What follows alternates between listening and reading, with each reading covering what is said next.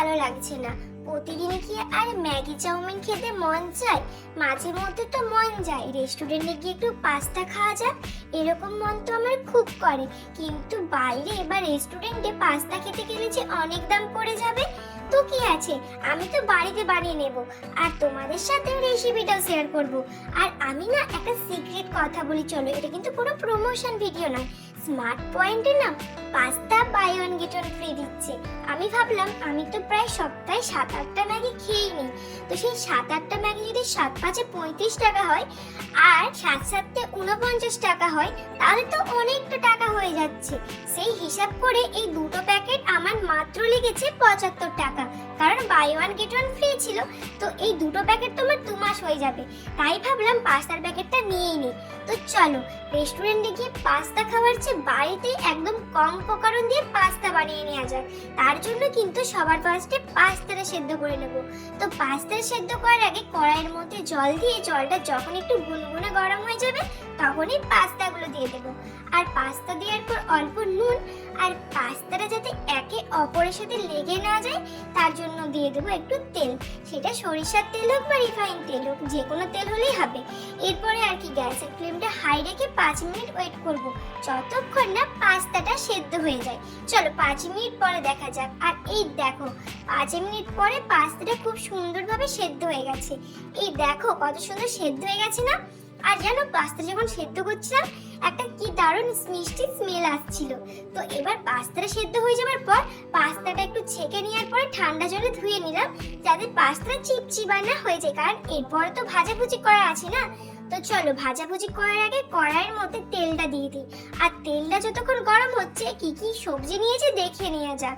সবার ফার্স্ট আমি এখানে দিয়েছি গাজর, টমেটো, অল্প রসুন কুচি, তোমরা চাইলে আদা কুচিও দিতে পারো। আর এখানে দিয়ে দিয়েছি পেঁয়াজ কুচি, আলু কুচি আর লঙ্কা কুচি। আর গুঁড়ো মশলার ভিতরে রেখেছিলাম নুন, হলুদ গুঁড়ো, লঙ্কার গুঁড়ো আর জিরের গুঁড়ো।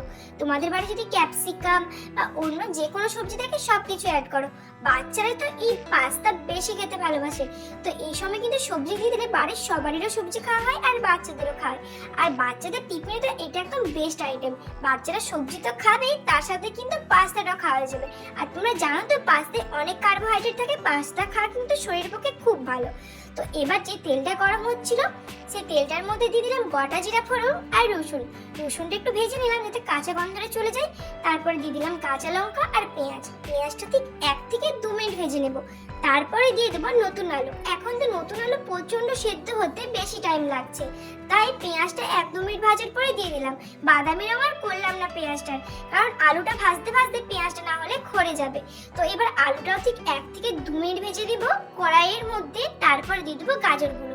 আর গাজরগুলো দিয়ে দেওয়ার পর গাজরটাও খুব ভালো করে তেলের মধ্যে নাড়িয়ে চাড়িয়ে একটু ভেজে নিয়ে যেসব গুঁড়ো মশলাগুলো রেখেছিলাম সেই সব গুঁড়ো মশলাগুলো এর মধ্যে দিয়ে দেবো।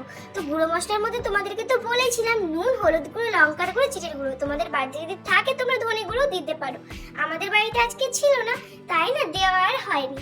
তো এবার সবকটা উপকরণ খুব ভালো করে ভেজে নেব গ্যাসের ফ্লেমটা লো রেখে 5 মিনিটের মতো।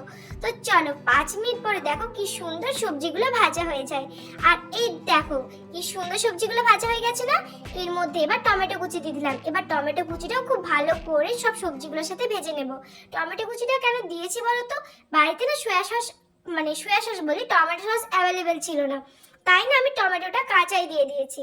আর তোমাদেরকে যেটা বলছিলাম, আমি না পাস্তা সসও কিনে এনেছি স্মার্ট পয়েন্ট থেকে। 70 টাকা দাম লেখা ছিল, আর এটা না ছাড় বাদ করে 50 টাকায় এসছে। তার সাথে 14টা প্যাকেট ছিল। তো আমার যে দুটো পাস্তা নিয়েছি সেগুলো 14টা প্যাকেটের মধ্যে কিন্তু হয়ে যাবে। তো চলো এই পাস্তার মশলাটা ঢেলে নিয়ে যাক একটা পাত্রের মধ্যে। তো আমি না অল্প করে আজকে তো পাস্তা করছিলাম, তাই পুরো মশলাটা দিইনি। তো এবার আলুগুলো ভাজা হয়ে গেছে, এরপরে এর মধ্যে দিয়ে দেব কিন্তু পাস্তাগুলো দেওয়ার পরে দিয়ে দেব পাস্তার যে আমি গুঁড়োটা রাখলাম না, মানে পাস্তা মশলাটা, সেটা। তো তোমরা কিন্তু এখানে সয়া সস চাইলে ইউজ করতে পারো। ঠিক এরকম সময় আমি কিন্তু বাড়িতে খাবো বলে সয়া সস আর ভিনেগার দিইনি। আর তোমাদের একটা কথা বলি, তোমাদের যাদের বাড়িতে বাচ্চা থাকবে না, তোমরা তারা যখন বাচ্চাদের টিফিন বানাবে বা বাচ্চারা যখন খাবে, একদমই সয়া সস আর ভিনিগার ইউজ করো না। কি দরকার, যখন খুব ভালো করে ঘরে ভেজে ভুজে এত সুন্দরভাবে পাস্তা রেডি হয়ে যাবে, সয়া সস দিয়ে কি কোনো লাভ আছে? সয়া সস ভিনিগার কিন্তু আমাদের শরীরের পক্ষে খুব ক্ষতি করে। তো ভিনিগারের বদলে তোমরা কিন্তু অবশ্যই লেবু রস দিতে পারো, আর সয়া সসটা অ্যাভয়েডই করে চলো। তো এই দেখো পাস্তাটা ভেজে ভুজে কিন্তু দারুণ একটা কালার চলে এসেছে, কি লাগছে তো পুরো রেস্টুরেন্টের মতো। আর রেস্টুরেন্টে গিয়ে 150 টাকা প্লেটে পাস্তা খাওয়ার কোনো দরকার, এরকম ভাবে বাড়িতে পাস্তা বানাবো আর বাড়ির সবাই মিলে খাবো। তো এখন আমি আর মা খুব ভালো করে পাস্তাটা খাই। আর তোমরা কিন্তু অবশ্যই, যদি ভিডিওটা ভালো লেগে থাকে, আমার চ্যানেলটা সাবস্ক্রাইব করো। তো গাইস, আমি এখন পাস্তা খাই, তোমরা অবশ্যই চ্যানেলটা সাবস্ক্রাইব করে যাও।